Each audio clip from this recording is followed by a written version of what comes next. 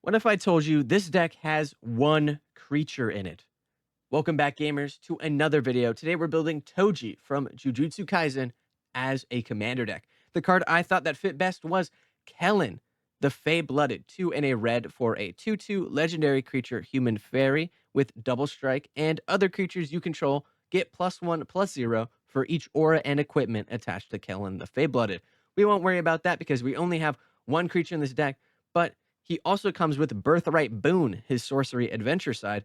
Search your library for an aura or equipment card, reveal it, put it into your hand, then shuffle. This allows us to tutor up our best cards, just like how Toji has that little cursed guy on his shoulder that just spits out all the best weapons that he needs for any scenario. That's what we're working with, all right? And we kind of limited ourselves doing some heavenly restriction type vibes. No creatures, you'll notice a slight asterisk. We got Kellen, obviously, and one other guy in here who's technically a creature, but also not really at the same time. Of course, we're just going to have this boy blasting. All right. We just need Toji and nobody else. It's a Voltron deck through and through. No cursed energy, no shenanigans. Just this guy with equipment doing cool stuff. Okay. And then we're just going to have equipment for any scenario. No matter what our opponents throw at us, Kellen's going to have indestructible. He's going to have hexproof. He's going to have all these kinds of different stuff going on. Just like Toji, you're not going to be able to see him. He's just going to be bop, and you're dead. Okay, perfect. Super cool. Let's move into some of his weapons. We got to equip ourselves first, of course, using Steel Shaper's Gift, 1 white. Search your library for an equipment card, reveal that card, and put it into your hand, then shuffle. Just another tutor in the deck, so that way we can get some of our better equipments. And we got Fighter Class, a red and a white. When it enters the battlefield, search for an equipment, reveal it, put it into your hand, then shuffle. And then we can level it up to make it even better, such as reducing equipped costs by 2. And whenever a creature attacks, up to 1 target creature blocks it this combat if able. So if he's got menace or anything like that, we can still pick one guy. He'll go and block it. He'll fail. We'll punch through him, do a bunch of fun stuff. And we can sort of use it as that assassination ability of Toji, where he's just like, I'm gonna kill this one guy. Let me at him. Let me at him. All right. Next up, we got the Split Soul Katana. All right, one of his better weapons. We have Sword of the Realms, 1 and a white. Equipped creature gets +2/+0 and has vigilance. And whenever equipped creature dies, return it to its owner's hand. You'll notice on the other side, it is a god, so that's the asterisk of the creature part. But don't worry about it. We're going to use the sword part because the sword is awesome. If Kellen dies because of removal or any kind of shenanigans our opponents are throwing at us, or just even if we want to block, we get Kellen back to our hand and we can recast his sorcery adventure side, tutoring up another artifact equipment, and then replaying Kellen. So basically, lets us get around that commander tax on our sorcery side, and it's super cool and really awesome. Of course, we've also got the more vibey Split Soul Katana that I kind of vibe with. It's Cauldron Complete for 7 mana. Living weapon, indestructible. Equipped creature gets +5/+5. First strike, trample, and indestructible in haste. Whenever this creature deals combat damage to a player, exile that creature. So it doesn't matter if they're busted OP like Gojo. If this hits them, they will die. Okay, which is super cool. And it just got that very kind of cursed vibe going on. Look at that. He's got the little sword and everything. You know what I mean? All right. Next up, we got Playful Cloud. Okay, Playful Cloud, blunt weapon, gave me hammer vibes. Hammer of Nazahn for 4. When Hammer of Nazahn or another equipment enters the battlefield under your control, you may attach that equipment to target creature you control. It gets +2/+0 and has indestructible.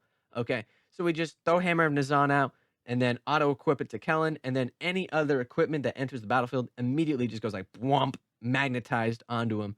So we don't have to pay any of those cheeky equipment costs, which is super cool. Of course, you've also got Colossus Hammer for 1. Equipped creature gets +10/+10 and loses flying, equipped for 8. So if you have a Hammer Nazahn, we throw out Colossus Hammer. Now this dude is massive and is in one-shot territory for our opponents. He's going to be terrifying because Kellen automatically comes with double strike. He's going to be hitting for 24 with just Colossus Hammer, throw in the Hammer Nazahn, etc. Your opponents are going to have to look the other way or make some deals with you if you don't want to kill them right away. All right. Next up, we got Chain of 1,000 Miles. All right. I thought, how are we going to draw cards? We got to get those equipment and everything like that. So what better equipment than Sword of Fire and Ice for 3? Equipped creature gets +2/+2 and has protection from red and from blue, which is good. There's some good removal in there that we want to be protected from. Whenever equipped creature deals combat damage to a player, Sword of Fire and Ice deals 2 damage to any target, and you draw a card. Because of double strike, you hit twice. You do combat damage and then another instance of combat damage, letting you do 4 damage and draw 2 cards. Really good value, really good card. Love Sword of Fire and Ice in this deck. We've also got Mask of Memory for 2. Whenever equipped creature deals combat damage to a player, you may draw 2 cards. If you do, discard a card. And again, we attack and hit twice, okay? So we draw 4 cards, discard 2. Usually they land, etc. It just lets us get through our deck really fast with these cards. Mask of Memory is crazy on Double Strike with Kellen. And its equip cost is only 1. You can get this card out super early, okay, before any of the big scary guys. Really good. Next up, we got the Inverted Spear of Heaven. Okay, this is probably one of Toji's better weapons, okay? And I thought, why not throw in one of the better weapons myself? Sword of Feast and Famine for 3. Equipped creature gets +2/+2 and has protection from black and from green. Black is all those removal spells like murder, etc. And green's got some other kind of shenanigans they can do. Whenever equipped creature deals combat damage to a player, that player discards a card and you untap all lands you control. Okay, so we're hitting twice. So we get to untap our lands twice. So we got to have a way to do something in the meantime before we hit once. All right, untap our lands. And then before we hit twice, hopefully we've got our Sigarda's Aid on the battlefield. All right, for 1 white, you may cast aura and equipment spells as though they had flash. Whenever an equipment enters the battlefield under your control, you may attach it to target creature you control. Okay, so the way this works, Sword of Feast and Famine, bam, hits them. Okay, we untap all our lands. Then we draw some cards off our other equipment. Okay, Sigarda's Aid is like, hey, you can cast them right now before your next combat damage triggers. Tap a bunch of lands, cast some cool spells. Okay, and we're like, oh man, would suck if we untap our land again, cast some more spells. Okay, this lets you get insane value if you got Sigarda's Aid, Sword of Feast and Famine, some ways of getting card draw, or even just like you have expensive equipment in your hand. We got a bunch of expensive guys, Culture Complete. So this way you can get a bunch of really good value out of it, casting it at flash speed. Really good, really cool combo. Of course, you're worried about winning. All right, I don't know what I can tell you. This isn't super complex. Okay, we get Kellen.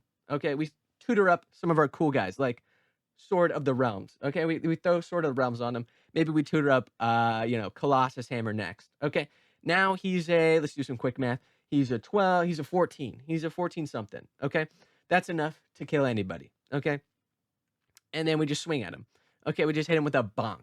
Okay, nobody's gonna be able to stop us. We got Colossus Hammer. Even if he dies, he comes back to our hand. We can instantly kind of re-equip him, do some fun shenanigans. Okay, really good. You guys we're not playing chess. We're not playing chess at all. We're playing Sisyphus's boulder. Okay, we just hit, repeat, hit, repeat. Okay, if our opponents do not die, we do it until they die. Okay, it's super simple, super easy, super fun too. You get to throw in a bunch of fun equipments in this deck list. I hope you guys really have a good time with this one. And it's very thematic too. Toji just needs weapons and then he just kills you. It's super cool. All right, that brings us sadly to the end of the video. If you enjoyed, please leave a like, comment, and subscribe. I would really appreciate it. And yeah, leave a comment for more anime deck text of like, hey, this is my favorite anime. Please do a video on this guy or something like that. And I listen. I've been making a bunch of these because you guys keep inspiring me. Sappy, wah. You know what I mean. Thank you so much for watching. You guys are the best. Have a good one.